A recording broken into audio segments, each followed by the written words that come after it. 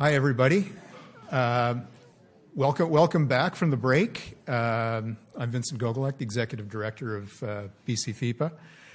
It's now time for our second panel, one I'm sure many of you have eagerly anticipated. Earlier this year, BC's ombudsperson, Jay Chalk, put out a report on the firings at the Ministry of Health entitled Misfired. That report had a lot of recommendations, one of which was that a law be introduced into the ledge before the end of March 2018, so not that far off. Our political parties and the government accepted these recommendations, which leave us with a very interesting question. What will that new law and new system look like? To try to help us figure that out, we have quite a panel here this morning.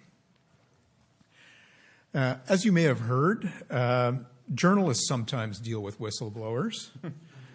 Eric Rankin of CBC News here in Vancouver has done that more than a few times, and he will be giving us the media perspective on this issue. We're also pleased to welcome Auditor General Carol Bellringer, who is similarly no stranger to the issue, both here in BC and in Manitoba. But to get discussion started, I'd like to call on the man who got the ball rolling in every sense, Ombudsperson Jay Chalk. Great. Thank you, Vince. Good morning, and I'm very pleased to be here. I think this is a very important discussion, and hopefully will be useful to you in deepening your understanding about the issues that are going to be facing government and the legislature as they look at passing public interest disclosure legislation in the province. So in April of this year, as Vince mentioned, my office released our report into the 2012 Ministry of Health firings. That report was called Misfire. It contained about 40 recommendations, and I was very pleased that the day after we released the report, the head of the public service provided to me in writing, it's on our website if you're interested, a commitment to implement all 41 of the recommendations, and advising that government had appointed the Honourable Tom Cromwell, formerly of the Supreme Court of Canada, to monitor government's implementation of those recommendations. And so I think from my perspective, as a body that makes recommendations, that was an excellent start, and now, of course, we're doing our work, and Mr. Cromwell is doing his work to see that those recommendations are appropriately implemented. Our recommendations addressed a range of issues. I'm going to touch on them because I want to just give you a sense that whistleblowing wasn't the only thing. So we addressed a range of issues, ex gratia payments to various impacted individuals, apologies, the funding of a scholarship, the withdrawal of a report that had been prepared, an improved policy and process regarding conflict of interest for public servants, including an advisory function to assist public servants, changes to various investigatory practices and policies, new guidelines about suspending data access, new procedural steps before employee dismissals take place to document that employee relations advice and legal advice has been received and considered. New or revised policies regarding government public communications regarding human resource matters, organizational reconciliation at the Ministry of Health, and lastly, two pieces of legislation. One to expand the role of the Merit Commissioner to include a periodic systemic review of government's employee dismissal practices. And second was for British Columbia to join every other province in Canada other than Prince Edward Island and the federal government in enacting public interest disclosure legislation, otherwise known as whistleblowing law. So, as we noted in Misfire, there are a number of pathways existing for public servants to report wrongdoing already. These existing pathways cover various types of concerns and can be found at places like Section 30.3 of the Freedom of Information and Protection and Privacy Act, Section 33.2 of the Financial Administration Act. They're in the Public Service Standards of Conduct, and in Section 32.13 of the current master collective agreement between the BCGEU and the province. However, as we noted in Misfire, there's little articulated in law or in policy beyond those reporting pathways. Specifically, there's not a lot said about what happens once a report is received by the public body. For example, there's no framework for assessment as to whether a complaint requires investigation or to address complaints that lack merit or that are made frivolously or in bad faith. There's no stated requirement that any investigation that's conducted be done so in accordance with administrative fairness. There are no policies on how government will be transparent, how it will report on what it has done with any public interest disclosure complaints it receives. And importantly, there's no independent oversight of the entire process. So the issues we discussed in Misfire led us to the conclusion that the province would be best served by a comprehensive legislative framework for receiving, for assessing, investigating, and reporting complaints of wrongdoing. And really, public interest disclosure legislation really sort of embodies and supports three key public administration values. Accountability. Public interest disclosure legislation is consistent with an open government in which knowledge of government conduct promotes political and legal accountability. Providing protection for those who come forward in good faith with allegations of wrongdoing increases the likelihood that government will be held to account for its actions. Secondly, integrity. Public interest disclosure legislation can enhance the integrity of government and the public service by more clearly establishing a sense of responsibility, first to identify and report alleged wrongdoing, and second, to take appropriate steps to address those allegations within a reasonable time. And then the third value is transparency and independent oversight of a public interest disclosure scheme. And the public reporting of that scheme's operation can increase confidence in public sector institutions. And if you look at, I mentioned that the federal government, at the federal level, there's such legislation. The preamble to the Public Servants Disclosure Protection Act provides as follows. The federal public administration is an important national institution and is part of the essential framework of Canadian parliamentary democracy. It is in the public interest to maintain and enhance public confidence in the integrity of public servants. Confidence in public institutions can be enhanced by establishing effective procedures for the disclosure of wrongdoings and for protecting public servants who disclose wrongdoings, and by establishing a code of conduct for the public sector. Public servants owe a duty of loyalty to their employer and enjoy the right to freedom of expression as guaranteed by the Canadian Charter of Rights and Freedoms. And this Act strives to achieve an appropriate balance between those two important principles. And I think that kind of nicely sums up in a preamble to the Federal Act the sort of tensions that exist. That balance between an employee's duty of loyalty to their employer together with their rights to freedom of speech.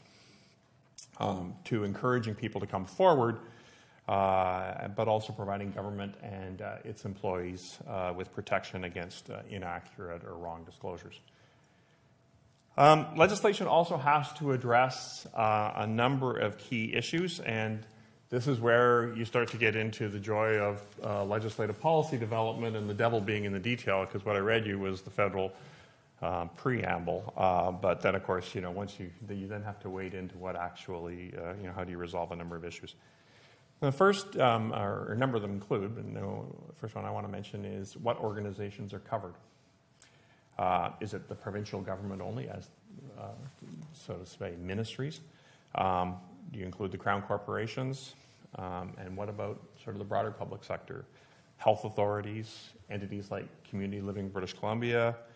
Do you end up at all the bodies that are covered by, for example, the Freedom of Information Protection and Privacy Act in scheduled agencies, or a similar list in the Ombudsperson Act? So big question about who's to be covered. That actually has an issue back in government as they consider creating the legislation. Obviously, if it's only the government per se, then leadership within government might be in the hands of the Public Service Agency, whereas if you are looking at a much broader application of an act, the legislative policy development may rest somewhere else. Secondly, who's protected? Employees for sure. But what about contractors? What about volunteers? Are there seriousness thresholds?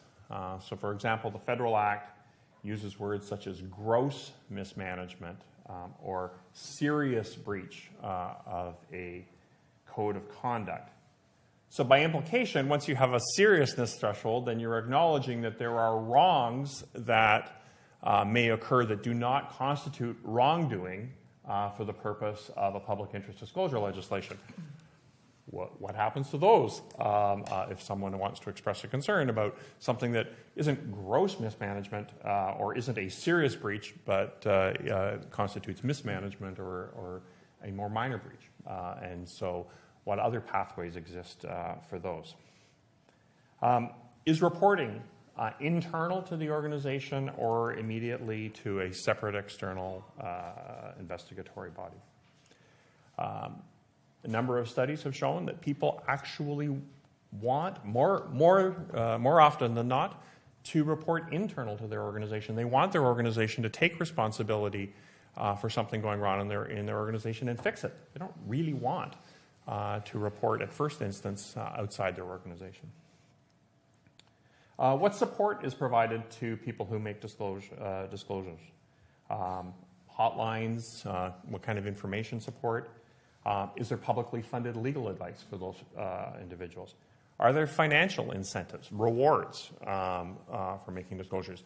Those are not a feature in provincial legislation in Canada or at the federal level. They are a feature in the Ontario Securities Commission whistleblowing policy, and that's modeled on the U.S. Securities and Exchange Commission whistleblowing policy for use in the financial markets, where obviously if you make a disclosure, it could well be the end of a highly lucrative career in the financial markets, and so there are financial incentives in those schemes. They don't tend to be seen in public service schemes, nor are they generally seen as having much incentive in those schemes anyway. Are there reprisal protections? Without reprisal protections, disclosures are far less likely to occur. Who determines whether a reprisal has occurred? At the federal level, there's something called the Public Sector Disclosure Protection Tribunal, so a tribunal that actually determines whether or not a reprisal has occurred. There has been on a few occasions a private member's bill by the then opposition NDP in British Columbia that proposed that the Labour Relations Board be the place that would decide whether reprisal had occurred in the context of public interest disclosure. Or, as is the case in some provinces in Canada, is it the oversight body, the Public Interest Disclosure Commissioner that's named in the Act, that gets to determine whether or not reprisal has occurred? And what about statutory obligations on the public authorities themselves? A statutory obligation to educate its employees, its contractors, its volunteers, to train them and create awareness of of how to report.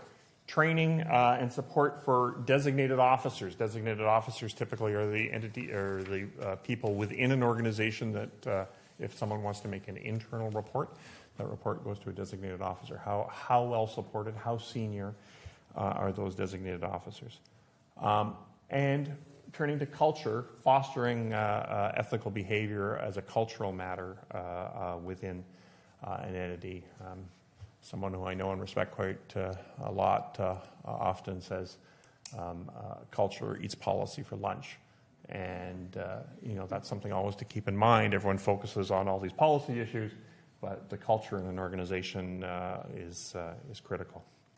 So these internal ethics and culture issues are really important, and Carol's going to talk a little bit about her, what I consider mandatory reading in her March report of this year called An Audit of BC Public Service Ethics Management. And it's critical in order that any legislation have effect.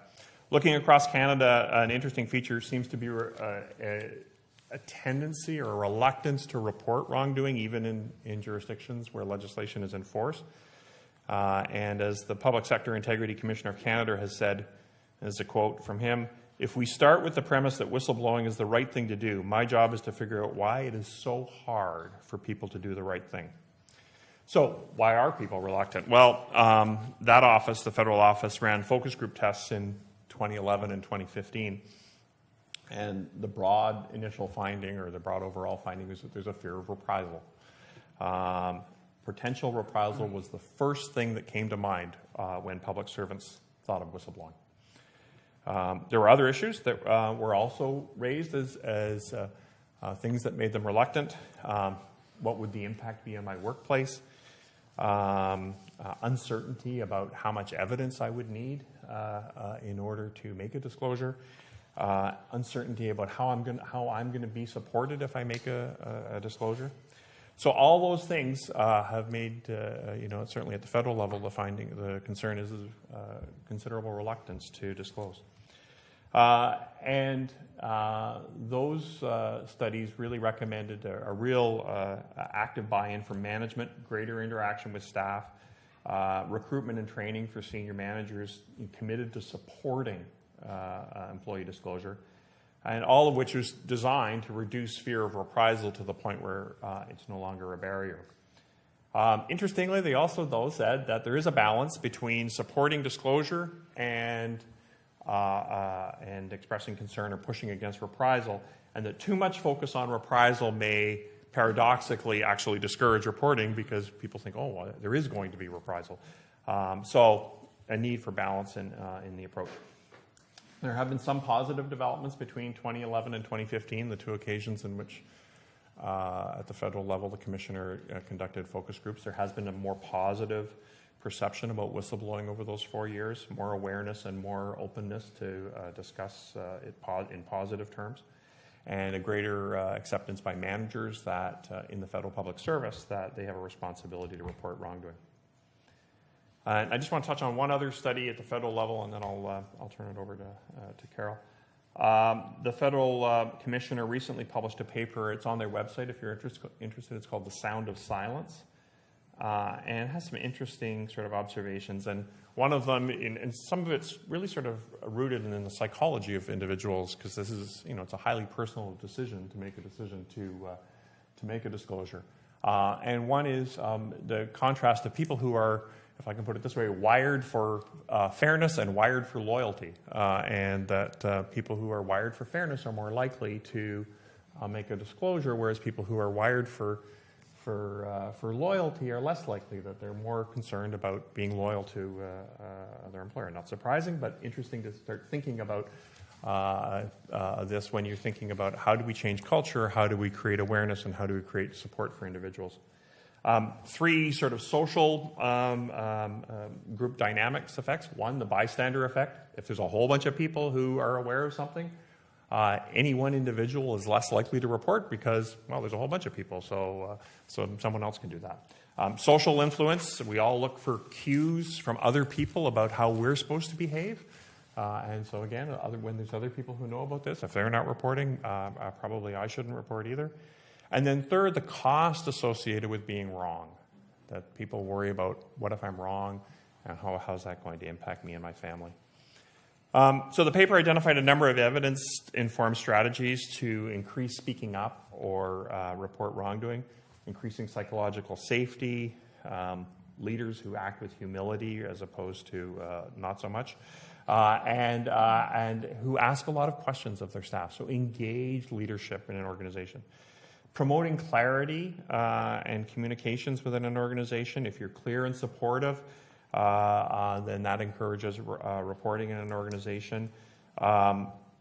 Using the leveraging your experience of your experienced employee when onboarding new employees, so they as new employees come in with an understanding of what that is in terms of their obligation or their right rather to report matters. And really providing confidence to them through clear structures. And this is something that I think touches on the work that Carol did. And again, back to that sort of wired for fairness, wired for loyalty, focusing on fairness, focusing on how important in the public interest making a disclosure is. The importance of well-selected, well-trained designated senior disclosure officers, as they're called at the federal level or in the province, designated officers.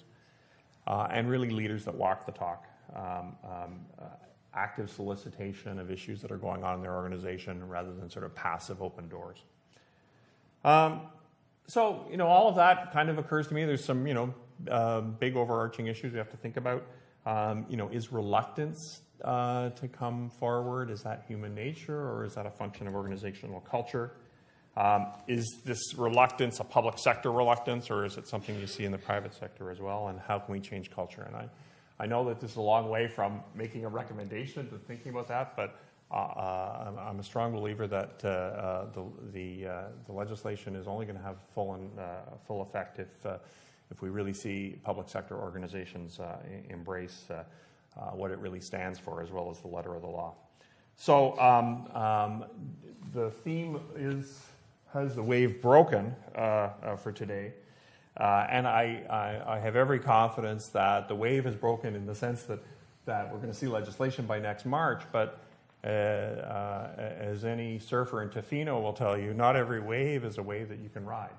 And so I think it's going to be incumbent on everybody to watch closely the policy development, but also the legislative implementation within organizations to ensure that we end up with a good law and well implemented in organizations, so that it is a wave that people can safely and happily ride.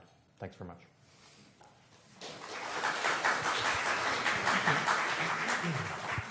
Auditor General Bellringer, I think you might have one or two things to say. You already did earlier this year.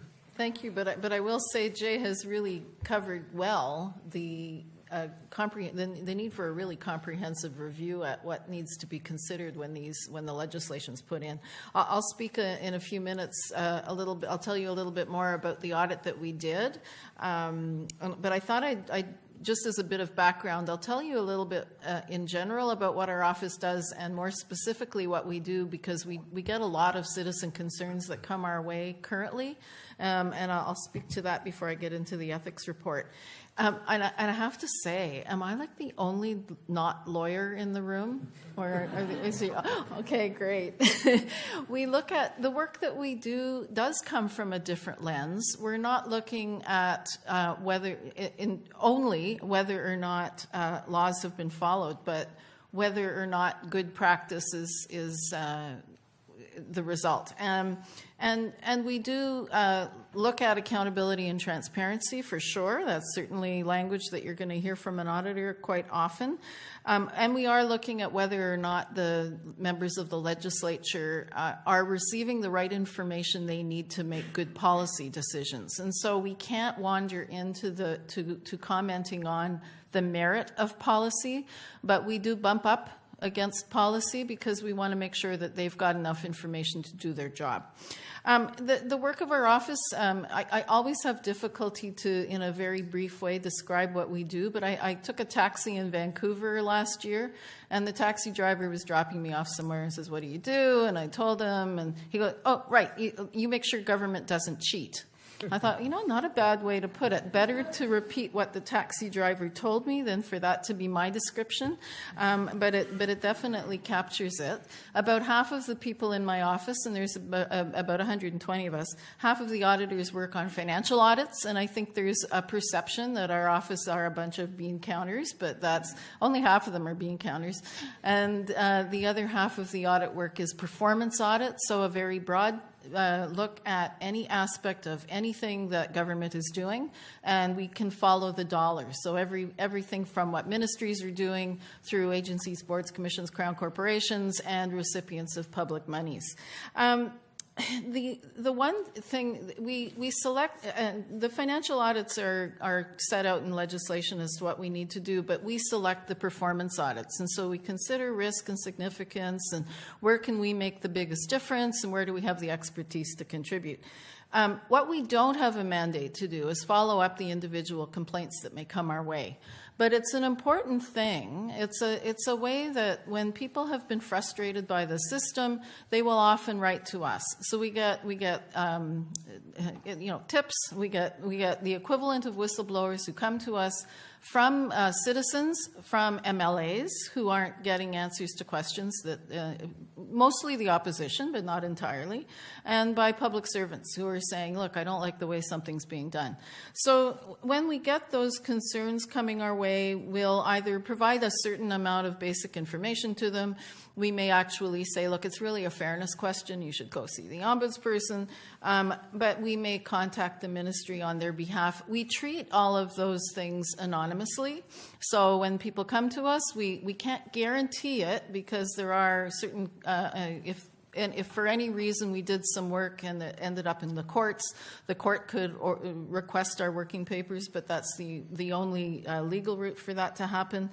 And sorry, Jay, but then there was one little amendment to the Ombudsperson's Act last year that was a bit of a glitch in the works, and it was around the health firings. And I'm sure anybody who has anything to do with seeing government enact legislation knows it takes forever. Well, that piece of that amendment took I forget what it was, about 2 hours? No, maybe a week, but. There was an amendment to allow for the ombudsperson to be able to interview people without any kind, if there was something that stopped them from, I'm trying to paraphrase with the guy that knows it best sitting right next to me. But anyway, so that if an employee had signed off to say they would not disclose, that trumped that. But it also had the unintended consequence of trumping our act. So when people come to us and we can't, as I say, guarantee them anonymity, but we do work that way. If there was a situation where the ombudsperson was requested by a committee of the legislature to do work on something, and the health firings was an example of that would trump our act, and that anything we had in our possession could be called for. So it was one of those things. We're still working on trying to get that remedied. On to the ethics report. So we did an audit. I came to BC 3 years ago, and I was previously the Auditor General in Manitoba over 2 different cycles. That's the whole story there. In fact, at the time that I came, our office had a watching brief on the health firings issue. So there were things that we were looking at in that regard. But we had done an audit in Manitoba of ethics, the ethical framework in the public sector. We wanted to look at it from the perspective of the employees. And so we had surveyed all of the public service in Manitoba. And when we got here, a lot of the conversations around the same issues were taking place. And we said, let's do one here. So we surveyed 25,000 public servants. And we got a 50% response rate, which actually for surveys is very high, but for our office is quite low. And you'll be happy to know, the Privacy Commission's office will be happy to know that the primary reason for people not wanting to answer us is that they didn't want to click on the link in the email that they received, because we made one big blunder, and that was not to warn the IT departments in all of the ministries to tell tell your employees that when this thing comes in, they can open it. So we had to kind of backtrack and get that fixed. But anyway, so we get this survey, and I'll just share with you a couple of the results from the survey that are in this report. When we asked employees if they had ever observed ethical misconduct in the past 2 years, 56% of them said no, they had not. So, you look at that and you go, that's pretty good, actually. And 10% say they don't know. So you kind of go, okay, well, that's not so hot. 6% preferred not to answer, pretty common in a survey. And 28% said yes. And so that is actually a fairly concerning percentage. So it's almost a third of the employees that, and that's, it's across the board, so 12,000 people saying 28% of them had observed unethical conduct. And then when we asked them what the top reasons were for not reporting misconduct, because a number of them, only 50% of those who observed it reported it. And then the answers for not reporting it were primarily fear of reprisal, and 31% didn't want to become involved, and 29% weren't sure if it was serious enough to report. 17% not sure who to report to. So again, clarity in the system is a very important component of all of that. What our recommendation did not get into a specific around putting whistleblower legislation in place. We have not taken the position of saying it must be legislated, but we did. I'll just read you the wording in our recommendation. We recommended that government provide employees with a way to report perceived unethical conduct where the process and protections are transparent. So we do believe in protections being in the system, and easy to understand, addressing the barriers to reporting, and where the individual who comes forward to report is informed of the outcome as far as appropriate. And the one contrast I will raise around when we did the survey in Manitoba as contrasted to the one in BC, Manitoba did have whistleblower legislation in place at the time of that survey. And so we were exploring not a full evaluation of the effectiveness of that legislation, but it did touch upon, and we did find some of those same results where people were still afraid to come forward. And so as a result in Manitoba, we were saying you have the processes in place, you believe that they are well understood, but the survey was able to demonstrate to government that they needed to go further to get that information. So the survey is a pretty good tool to get that information.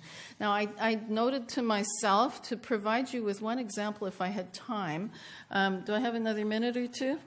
Okay, so this is a it can happen to anybody kind of comment. And there's no easy answer on the whole situation with whistleblowers. When I was in Manitoba, so I was the Auditor General. I went back and this is like my second. Here is my third round. That was my second round. You say, okay, should have known better, but anyway. But so I'm now the Auditor General in Manitoba. So this was in the early 2000s. And I had been on the board of Manitoba Hydro prior to becoming the Auditor General. And I was on that board for about 18 months, and I chaired their audit committee. It's equivalent to the complexity in BC Hydro. It's one of the most complex crown corporations there is. So in that 18 months, I was just getting my feet wet, and then I had to resign from that when I took the auditor job on. In the legislation in Manitoba, a whistleblower comes forward to the ombudsperson. It's an ombudsman in Manitoba. And where it's a technical matter that the ombudsman believes is more appropriately covered off by the Auditor General's office, they pass it along. And so a whistleblower did come forward at Manitoba Hydro. The ombudsman took one look at it. It had to do with integrated financial forecasts and risk management, and it was basically the formula behind all of the predictions of how much they should be producing within the province, how much they had available to sell on the short-term market in the States, and how much energy they had to sell on the long-term market in the States. So it was like the whole thing. It was the whole business model. So the whistleblower, gets passed along to my office, but I had been on the board. So we said, well, this is going to be a bit of a problem. But we looked at it and said, it's a viable concern, but it's big. So we're going to do a big audit, and we put it into our plan to do this big audit. The whistleblower got restless. So the whistleblower decided I was holding it up because I had been on the board and that I was protecting Manitoba Hydro. And went directly to the media, and the media and the opposition took me on instead of the issue. The Minister of Finance stepped in and just said, look, can you hurry it up? Like, just do it, but hurry it up. I ended up bringing in Wayne Strelyoff, who'd been the Auditor General in BC and was retired, and he gave me a great plan as to how we could protect the office but still get the work done. Well, the media decided to call the Minister of Finance and myself dumb and dumber, because, there was this whole notion of, there was just no way at the end of the day we could overcome the conflict, the perception of conflict. And so, despite all of that, I just decided it wasn't worth fighting. We had, we were really well positioned to get this thing done. The best solution was just to hand it back to the Ombudsman. The whistleblower did go public, and it became a very broad media discussion. It was damaging to the organization. The cost involved with this was extraordinary, into the tens of millions of dollars, to bring different consultants in to look at different parts of it. And so, where it takes me in my thinking is there's a need for a separation. There's a process you need in place for the small stuff, and I don't mean small because, to individuals, they're not small. They're important, but they're easily resolved. And I think the system around that should be different from the more complex issues. And we face that in our work as well. But that's where I'll leave the discussion. Okay, I guess... CBC, but I'm not going to... I guess we'll now hear from the media. I take Eric absolutely Rankin no from- responsibility for the dumb and dumber comment. Really? They said that? Okay. So, journalists speaking to a room full of lawyers is like my dream in the morning. I just look forward to things like... whistleblower laws, what are they going to look like? I mean, this is for these kind of smarty pants to help form. Right now, I'm the kind of guy who just fills the vacuum in the absence of any kind of protection. And, so we're the default for the disenchanted, the, disillusioned, dispirited, those who feel that they can't speak out any other way. As for the need for protection, my experience has been as a reporter for 40 plus years, that people with valuable information or deep concerns or ethical dilemmas that need to be aired are too afraid to come forward, even if we keep them anonymous.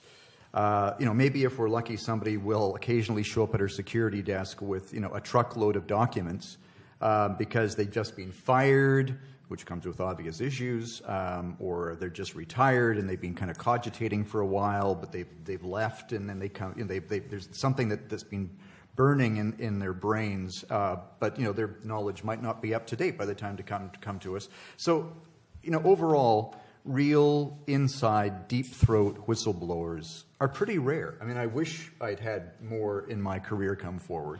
It does happen.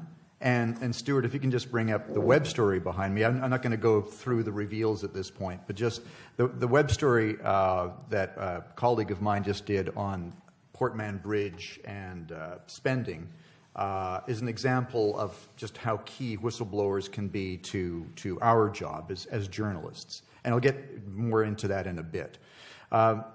Since I'm kind of like the bad boy of this panel, let me address the other side of this. And I'm sure some might say the way things are right now, BC being only, one of two provinces that don't have whistleblower protection.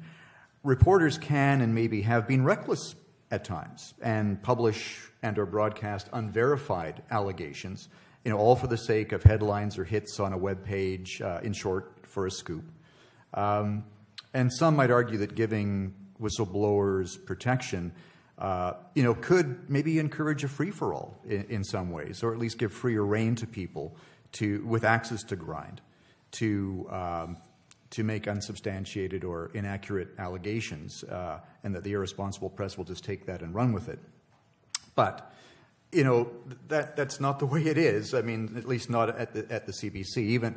Even reporters realize the issue of whistleblowers, their protection and legislation is important, and can still be fraught with ethical dilemmas and concerns.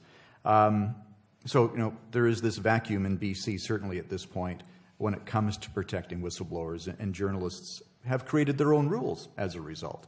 And the CBC has industry-leading, I think, guidelines. We have a Bible that we go to. It's our Journalistic Standards and Policy. It's called JSP.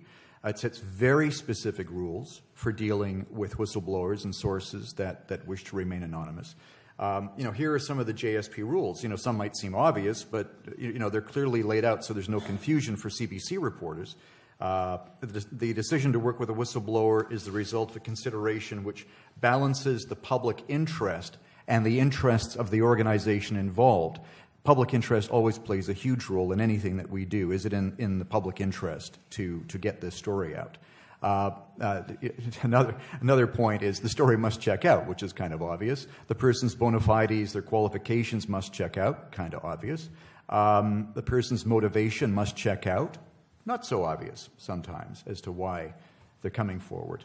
If the person is bound by confidentiality or other agreement, we ensure that the decision to breach is a personal one and voluntary on the part of that individual, and that we had nothing to do to induce that. So we don't sit there and twist people's rubber arms to give us the story. And that's, there's another side to this point. How far can BC reporters go to protect whistleblowers without any kind of legislation? Reporters are under a lot of outside pressure these days, and threats in terms of revealing their sources. We've seen a number of cases, especially involving my French colleagues at Radio Canada, who discovered their phones were being monitored by law enforcement officials, wiretaps. The threshold for police to get permission to intrude on journalist privacy is actually very low.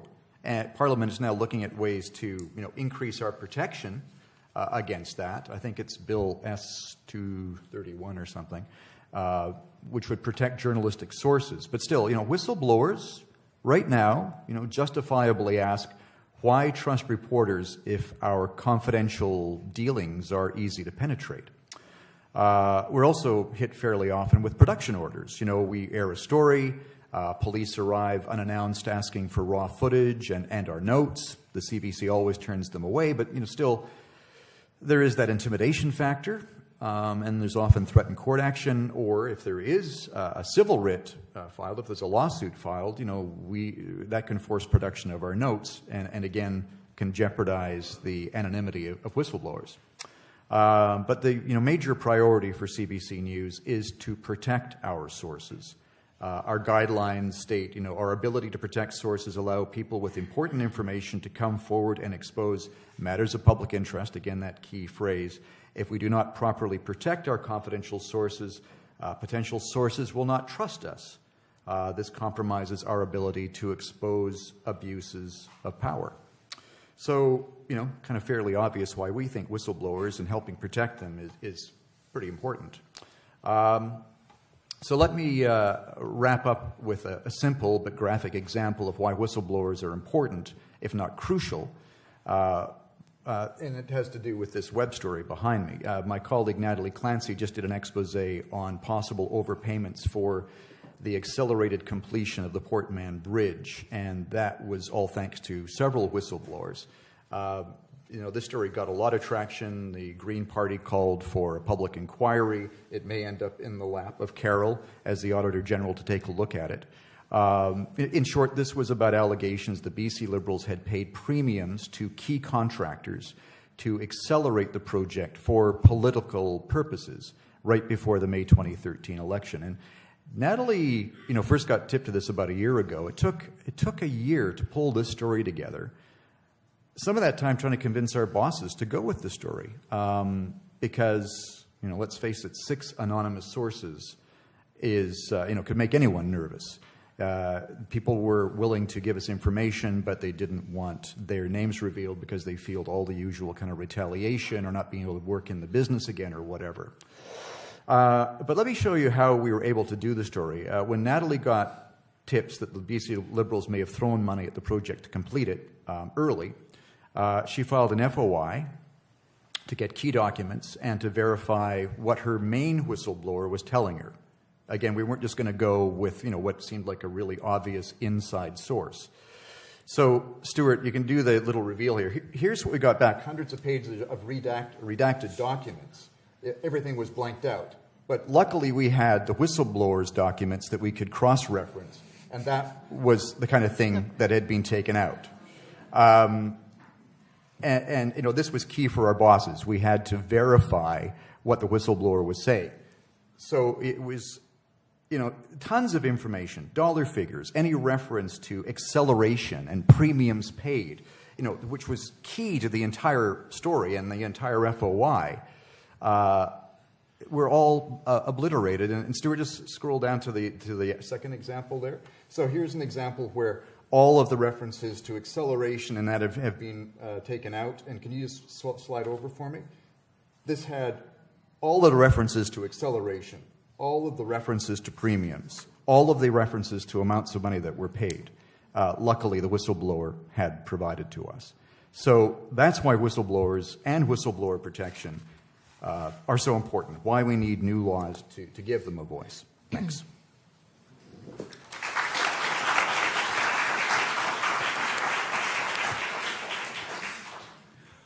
Well, we're going to, I suspect one or two of you may have some questions for our panel. But before I let you have at 'em, I've got a question for them. I'm going to ask them to just think about this while they're dealing with your questions, and hopefully give us an answer when we pack up. There are a number of other regimes in Canada, different types. And which type of, do you think one of those would work here in BC, would work best here in BC? If so, which type?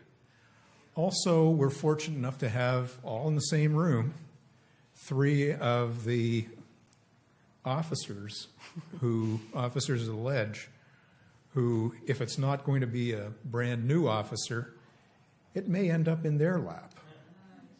So, what?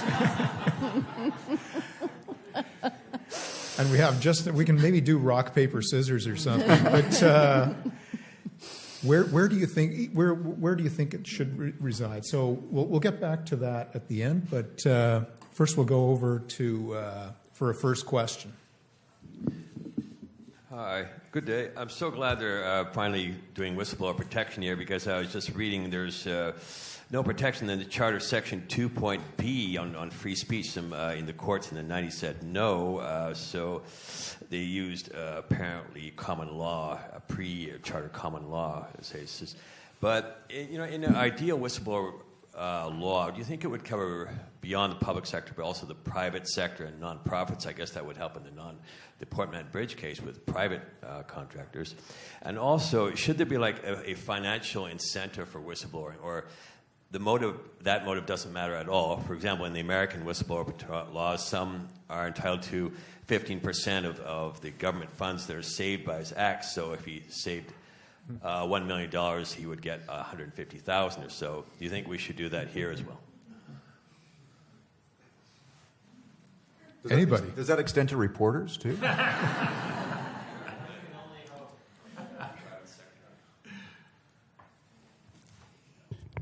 Just on the financial incentive question, as I mentioned, the OSC has it in respect of, that's private sector whistleblowing in the context of the regulation of the financial markets. And so they do have, so number one, it does cover the private sector in that context, and number two, it does include a financial incentive reward kind of model. There's a way that they allocate that. It isn't a fixed dollar amount, but there's a way that which they make those decisions. follows the Securities and Exchange Commission financial incentive system in the States. The paper I mentioned that's on the Federal Public Sector Integrity Commissioner's website, called The Sound of Silence, comes to the conclusion that financial incentives actually really don't make a difference. It's not why people disclose. It doesn't increase the number or the quality of disclosures. But, I haven't done a full comprehensive literature search. That's the conclusion they come to in that context. So it's not why people are inclined to disclose, at least in the public sector. Well, just as a reporter, I would be worried if there was any kind of financial incentive for people to come forward, because it might just turn people into gold diggers to start, looking for whatever they can find. So I would have a deep worry about that. Yeah, in fact, that actually, Eric's point reminds me. I'll try and find the quote in. So it was in the UK. There was a study. This is the federal, or the paper I mentioned before, Sound of Silence. It quotes. It says some individuals have argued for the utilization of financial incentives to encourage disclosure of wrongdoing. However, despite its intuitive appeal, this recommendation is not supported by the existing evidence. A recent report entitled Financial Incentives for Whistleblowers, which was produced by the Financial Conduct Authority and the Prudential Regulation Authority for the Bank of England, concluded after conducting research into the use of financial incentives by U.S. regulators that, quote, there is as yet no empirical evidence of incentives leading to an increase in the number or quality of disclosures received by the regulators. And then other research suggests offering financial incentive may even have negative effects, as Eric alluded to. For example, and then cited another study, which reviewed 128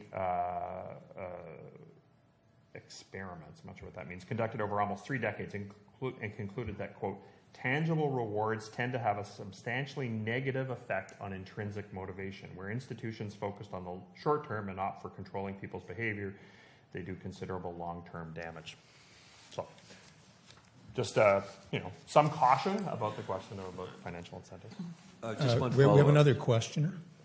Yes, just one more. Do you know if any whistleblower law in Canada also covers private sector, or should it be a separate law for private sector, and should that happen in BC too? I don't have an answer. I don't know the answer other than I mentioned the financial markets. Okay. Second questioner. Yeah, Sean Holman. I'm a journalism professor at Mount Royal University and a former investigative reporter in BC. Eric, like you, I can count on one hand over my career the number of times I've actually received a legitimate brown envelope, maybe even less. What I'm wondering about, though, is Jay and Carol, both of you sort of mentioned that one of the reasons why we don't see more reporting of wrongdoing is a fear of reprisal. That's one of the reasons why we don't see more whistleblowing. But it strikes me that regardless of the jurisdiction you're in, regardless of whatever laws may exist, that is always going to be a fear. And I look down in the States, and I see, and this could simply be on the basis of volume, far more willingness to leak, far more willingness to whistleblow, despite a legitimate fear of reprisal, as has been documented many times in the past. So it strikes me that there might be something else going on in Canada when it comes to why more people do not report wrongdoing. Now, I have my own ideas about that, but this is a question, not a statement. So I'm curious about what you guys think.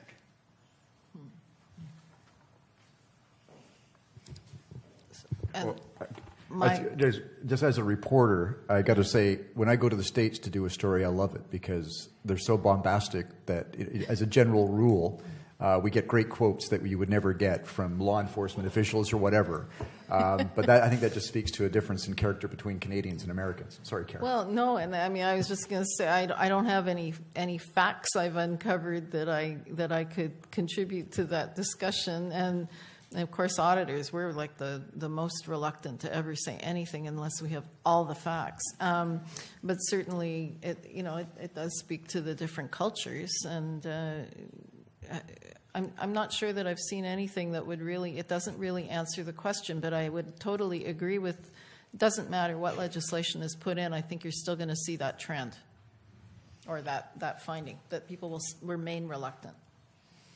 Yeah, I think probably what's implicit in your question is probably best directed at probably a sociologist or a social scientist, I suppose. But at the same time, I think it's important not to discount fear of reprisal. These are examples from the federal working group or the federal focus groups that were routinely identified as people's fears. Ostracism, from being shunned or ignored to being excluded from meetings, getting fewer projects or losing projects, being blacklisted from assignments, loss of one's job, being reassigned to another section, unit, or to a satellite office, being given work assignments no one else wants, increased workload, harassment in the form of countersuits or vandalism, receiving poor evaluations or performance management, increased scrutiny of one's own work, being transferred or promoted out of the department, inability to get references, and the absence of promotion opportunities. I mean, so it's a pretty comprehensive enumeration of the sorts of concerns that public servants have. Can we go back to the... Yep. Sorry, I'm just... it's sort of... If we could go back to what you were asking us to think through, to me, it's the full system that needs to be put in motion around parts that we already have. And around whistleblower specifically, the guarantee of anonymity is an important component. And I think that is certainly a recurring theme when people come to our office. They trust our office.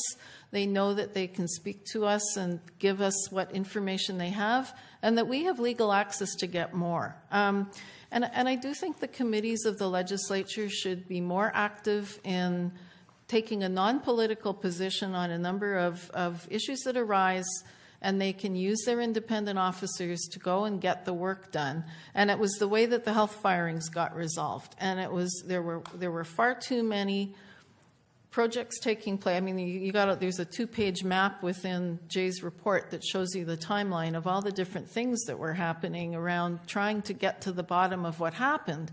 And until they got to an independent officer that the legislature supported on all sides of the House, where they said, go and seek out the information.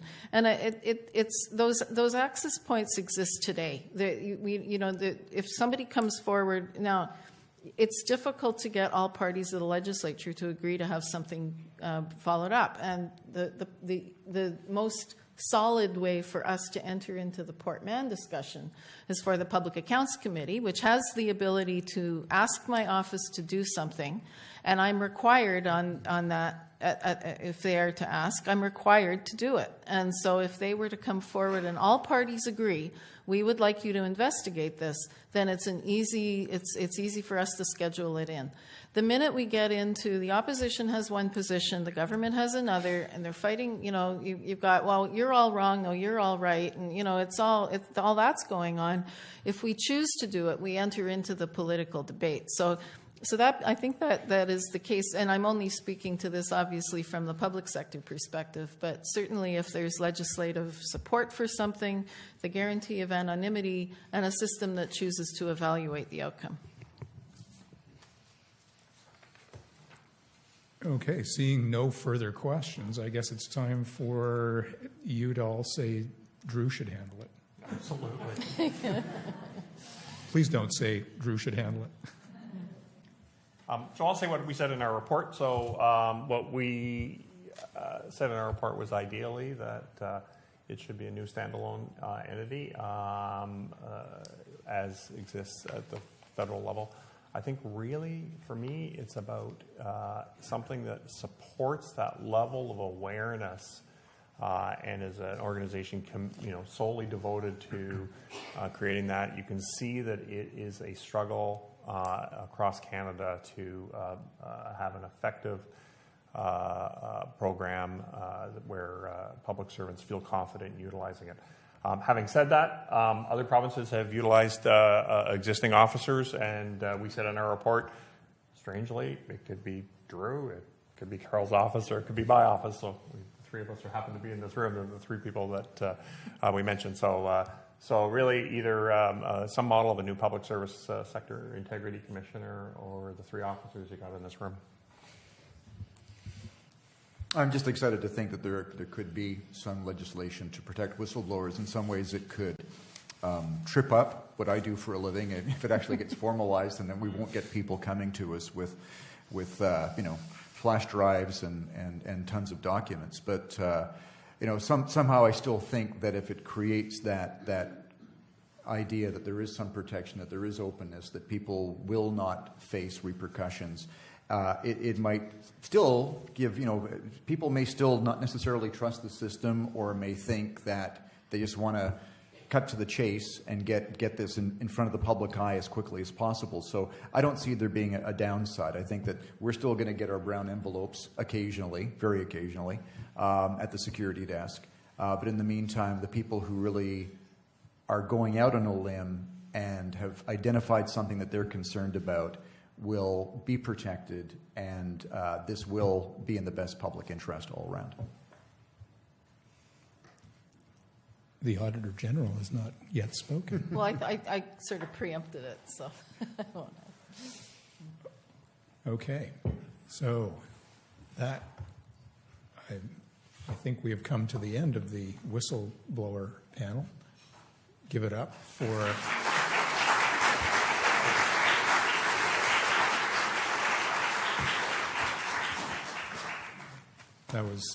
That was very informative, and we will see what the government does in a little over 6 months. So, looking forward to that.